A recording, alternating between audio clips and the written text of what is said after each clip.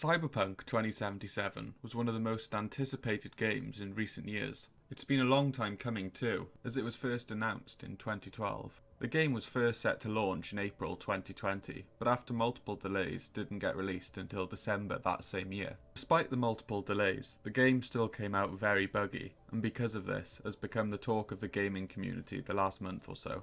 There's been a huge amount of criticism flying around, and even talks of lawsuits from unhappy investors. That said, the game has still sold over 13 million copies, even when you take refunds into account. It's also broken records, such as having the most simultaneous players of any single player game ever on Steam. After sinking many hours into this game, I thought I'd make a review and outline all the great bits and all the bits that were disappointing. At the end of the video, I'm going to give you my opinion on whether I think Cyberpunk is a buy or pass and give my reasons why. Before I go on with this review, it's worth mentioning that I've only played Cyberpunk on my gaming PC. For that reason, everything I say in this video reflects my experiences on PC. I'm sure I can't tell you anything you don't already know about its performance on consoles, but in short, from what I've read and watched, the game is near unplayable on anything that isn't a high-end gaming PC. Now that's out the way, let's get on with the video. Cyberpunk 2077 is set in Night City, a futuristic metropolis where the divide between rich and poor is wider than ever. Whilst the rich and powerful belong to corporations, or corps for short, which are all powerful, the poorer in Night City often join gangs such as the Tiger Claws or Maelstrom, which are involved in illegal activities such as human trafficking or the distribution of narcotics. The government and the police are also deeply corrupt, meaning the lines are very blurry in Night City between good and bad. Somewhere between all this, you play as V, one of the city's many mercenaries who's trying to strike it big and leave all the problems of the past behind.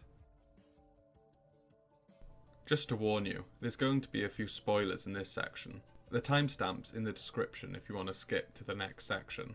Even with all the bugs, I still found myself getting deeply immersed into the game and caring about the characters in a way which I haven't done in a long time. The last time I got this immersed in a game is when Red Dead Redemption came out in 2010. I think CD Projekt Red did a great job at telling a story that many people can relate to, as well as developing reasonably well-rounded characters. Take Jackie for instance. He is an ex-member of the Valentinos, a dangerous street gang.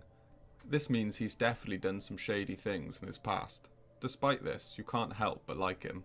As you get to know him, you learn he's a dreamer and that he doesn't commit crimes because he enjoys the life, but more because he wants out of the life of crime and to live a better quality of life. This is what makes his death so sad. He was so close to that dream becoming a reality, but it just didn't work out. That's a theme you see time and time again. Night City promises the poor opportunities to become rich that never come to fruition, and usually sees the person ruined or dead. To develop a story with multiple layers and themes is pretty amazing for a video game, and not commonly done. You can tell real thought has gone into creating character relationships, as well as individual characters' personalities and traits. The character of Johnny Silverhand, played by Keanu Reeves, seems to have gathered a mixed reception online, with some people loving him, and some people feeling Keanu Reeves wasn't suited for the role. I personally liked him as Johnny Silverhand. I didn't feel it was a crazy standout performance or anything like that, but I certainly think Silverhand seemed believable. The criticism I do have is actually with V, the main character. V is in this weird place between his or her own character and a character you create yourself. What I mean by this is V's not his or her own unique fleshed out character like say Jackie is, but you also don't have full control over how V reacts with others. For example, sometimes he speaks down to those around him or her, and you don't really have a dialogue option that results in V not doing that. Take this interaction with Jackie, for example. That really your be-all and end-all? Huh? Dex managed to buy you off that cheap? With a suit? A limo? No, Jack. Kinda feels like you're losing that steel grip of yours. Huh. Seems to me like it's you who's got some kind of problem.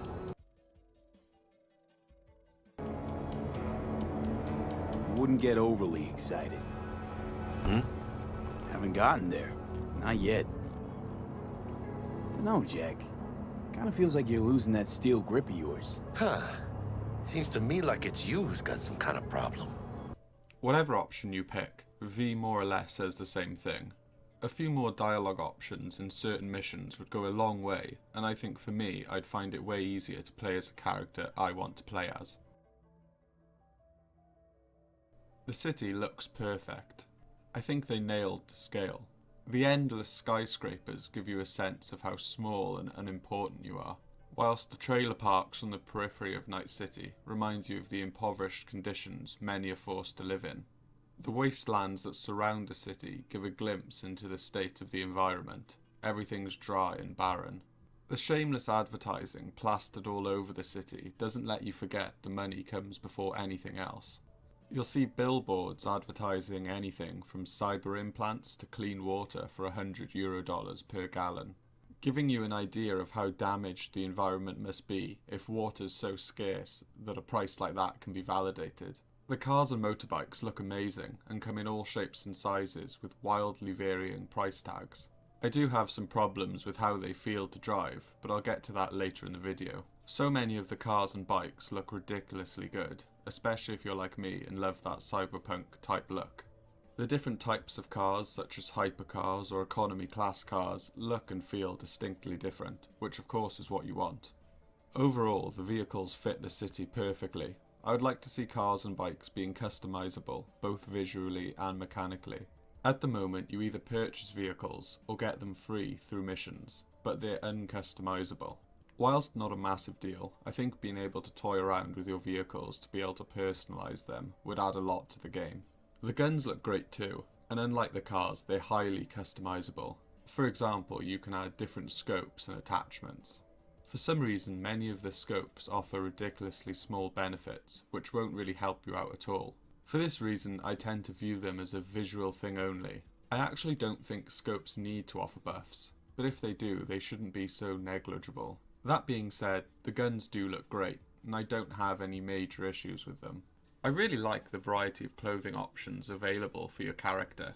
I think the clothing options are really fun to play around with, especially if you're someone who likes to get into the role-playing side of things. For example, if you chose the nomad life path, you can choose to dress like a nomad, and for me at least, that helps with immersion. Of course, because the game only allows first person whilst on foot, you only really see your character in the customization panel, or if you're driving a motorbike in third person. Now onto the biggest drawback by far from a visual perspective, the bugs.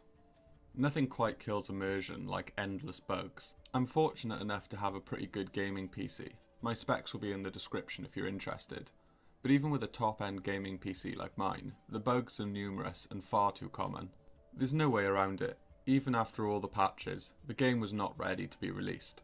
When the average price for this game is around $60, the game shouldn't be experiencing these kind of bugs. I personally have a pretty high tolerance when it comes to bugs in games, but I know for a lot of people it totally ruins the immersion.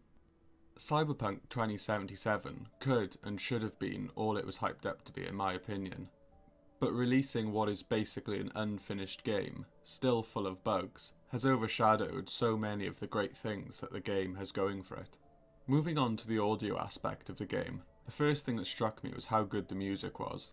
I really liked some of the general background music, and especially the music on the radio. There are some really good songs made by really good artists, such as Run the Jewels. I can't play it on here for copyright reasons, but would seriously recommend checking out some of the soundtracks. The conversations you overhear and the hustle and bustle of the street definitely make the city come alive. I'd like it if you had more choice over what your character, V, sounds like. At the moment there is only one voice option for a male V and one voice option for a female V. I'd like it if you had more choice over what your character sounds like, but then again, it's not a massive deal. To start with, most of the vehicles feel way too light to drive, and you end up skidding out of control as soon as you pick up any real speed. The bikes feel fine to drive, and so do the really heavy vehicles like lorries, but everything in between just feels off. That's where I tend to keep to bikes, which is a shame because so many of the vehicles look great. The minimap is also too zoomed in, which means you don't see turnings in enough time if you're driving at high speeds, and you end up missing them. I think there's a mod out now which fixes this. I'll put the link in the description if you're interested. I have no major problems with how the combat feels. The melee weapons are pretty straightforward, basically just aim and swipe. There's a variety of guns, and they're broadly separated into 3 groups. They are power weapons, smart weapons, and tech weapons. Power weapons have a chance to ricochet off hard surfaces. Tech weapons can be charged and are capable of penetrating through objects, and smart weapons basically shoot bullets that find the targets for you. I also like the interfaces when it comes to leveling up your character or switching around your equipped weapons and items. Some of the perks you acquire whilst leveling up your character are very powerful, especially as you stack them over time. The cyberware options are great and can have a massive impact on how you play. You can have subdermal armour, which is just armour implanted under your skin. You can have mantis blades that allow your arms to turn into swords effectively. And you can even have titanium bones implanted that increase your carrying capacity. There's a lot more, but I just picked some of the more common ones. I hope the CD Projekt Red adds a few more in future. Not because there's not enough already, but just because they're so fun to play around with. I'd also like to see more choice in apartments. I think it would be fun to be able to buy bigger and better housing as you acquire more Eurodollars. I know most players don't spend hardly any time in their apartments, but I still think it would be a fun thing to add. The biggest pros to this game are amazing visuals, a great story, great characters, and a wide variety of choices when it comes to things like what car you want to drive and what guns you want to use. The biggest drawbacks of this game are the bugs and issues with functionality, which vary depending on what you're running the game on. I would definitely class this game as a buy, but just not yet. I would wait until the bugs are fixed, or at least most of them are. This could be soonish if you have a high-end PC, but I'm assuming it could take quite a while for consoles. If you're like me and have a high tolerance to bugs and have a decent PC, I'd recommend it. But I know bugs really ruin games for a lot of people, so it depends on your personal tolerances. Let me know in the comments what you think. Do you agree or disagree with my review? Let me know. I've got a lot more video reviews coming out, so please like and subscribe if you'd like to see more.